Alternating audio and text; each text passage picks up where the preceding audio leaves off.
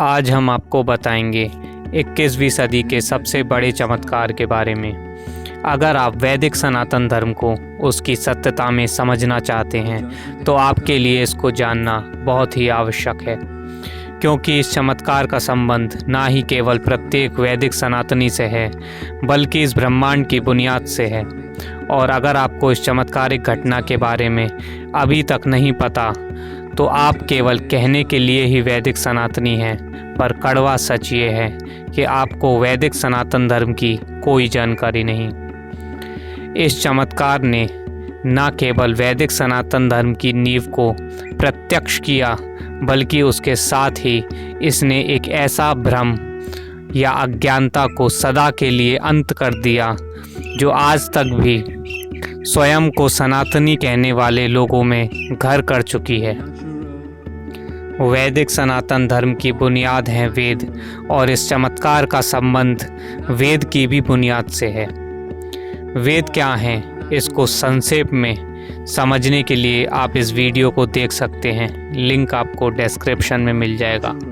अब हम बात करते हैं वेद की बुनियाद यानी इस वैदिक चिन्ह की, और पहले इसके महत्व को संक्षेप में समझ लेते हैं। इस वैदिक चिन्ह और इसकी ध्वनि का महत्व आप इसी बात से समझ सकते हैं कि स्वयं त्रिदेव यानी परम रचनाकार ब्रह्मा जी, श्री हरि नारायण और भगवान शिव भी इस वैदिक चिन्ह व इससे संबंधित ध्वनि के रचयिता नहीं बल्कि दृष्टा माने जाते हैं। वास्तव में इस वैदिक चिन्ह में ये 3 मोड़ावदार रेखाएं त्रिदेव यानी ब्रह्मा विष्णु महेश को ही दर्शाती हैं, और ऊपर की चंद्रबिंदी शक्ति यानी प्रकृति को।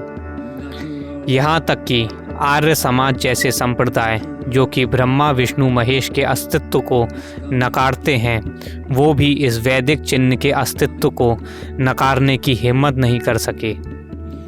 वो बात अलग है कि इसका उच्चारण वो लोग गलत करते हैं, और सिर्फ यही लोग नहीं बल्कि खुद को वैदिक सनातनी बताने वाले लगभग सभी लोग सदियों से इसका अशुद्ध उच्चारण ही करते आ रहे हैं। इस चमत्कार का संबंध भी मुख्य रूप से इसी विषय से है।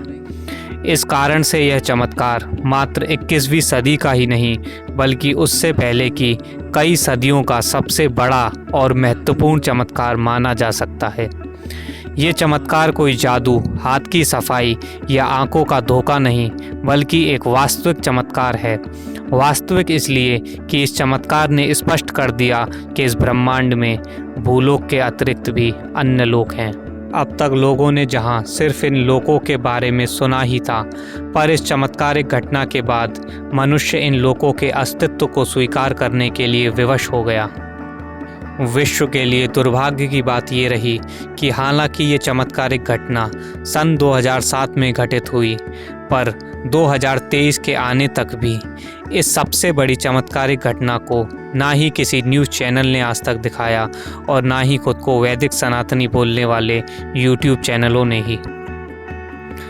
इस घटना की शुरुआत होती है 6 जुलाई 2007 को। यही वो तारीख थी जब पीटी अवतार जी इंग्लैंड की एक प्राचीन गुफा में जाते हैं जो कि वर्तमान में वेस्ट कैनेट लॉन्गबैरो नाम से जानी जाती है, और वहां जाकर वो इस वैदिक चिन्ह का वास्तविक उच्चारण करते हैं।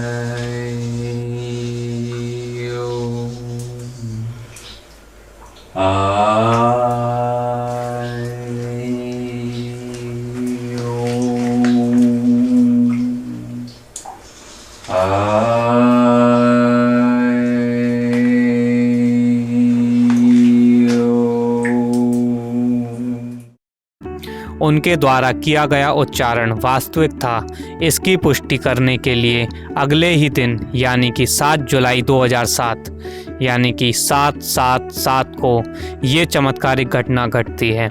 हुआ यूं कि 7 जुलाई 2007 को वेस्ट कैनेट लॉन्गबैरो से मात्र 5 मील की दूरी पर स्थित इस गेहूं के खेत ईस्ट फील्ड एल्टॉन बार्नेस में 1000 बाई 1000 गज की अयोम वैदिक चिन्ह की फसल संरचना बन जाती है। ये फसल संरचना बेहद जटिल होने के बावजूद ज्यामितीय रूप से बिल्कुल सटीक और त्रुटिहीन थी। इस फसल संरचना के डिज़ाइन को 1000 बाई 1000 गज के खेत में तो छोड़िए, एक कागज़ के ऊपर बनाना भी अत्यंत कठिन है।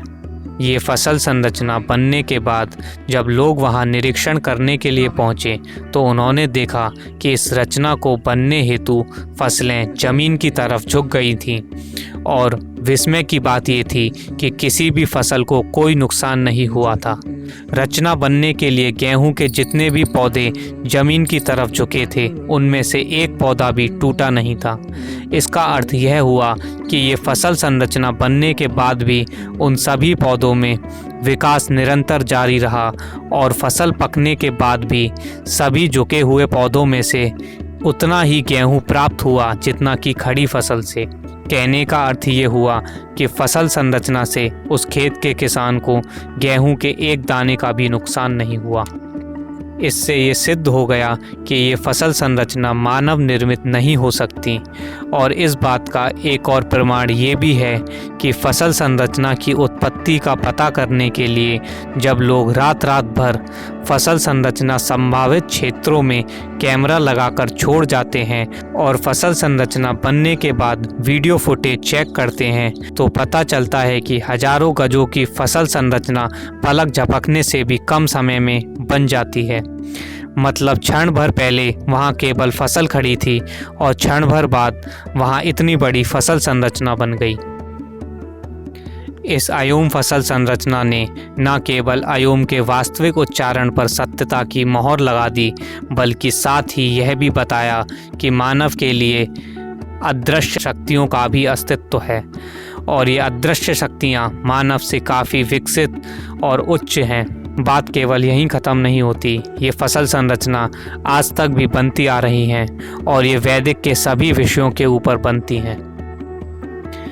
इनके बारे में आप विस्तार से लोटस ओशियन यूट्यूब चैनल में जाकर समझ सकते हैं। पीटी अवतार जब भी अयोम का वास्तविक उच्चारण करते हैं हमेशा प्रकृति की तरफ से स्पष्ट प्रतिक्रिया उन्हें प्राप्त होती हैं। उदाहरण के तौर पर यह पहला फोटोग्राफ है जब पीटी अवतार इंडिया के मध्य प्रदेश में थे और उन्होंने वहां अयोम का उच्चारण किया और तत्काल बादलों से वहां ये चिन्ह निर्मित हो गया। इसी प्रकार ये दूसरा फोटोग्राफ यूरोप में अल्बानिया का है। इससे इस बात में तनिक भी शंका नहीं बचती कि पीटी अवतार के द्वारा विश्व को अयोम का बताया गया ये उच्चारण हमारे समयातीत वैदिक चिन्ह का वास्तविक उच्चारण है।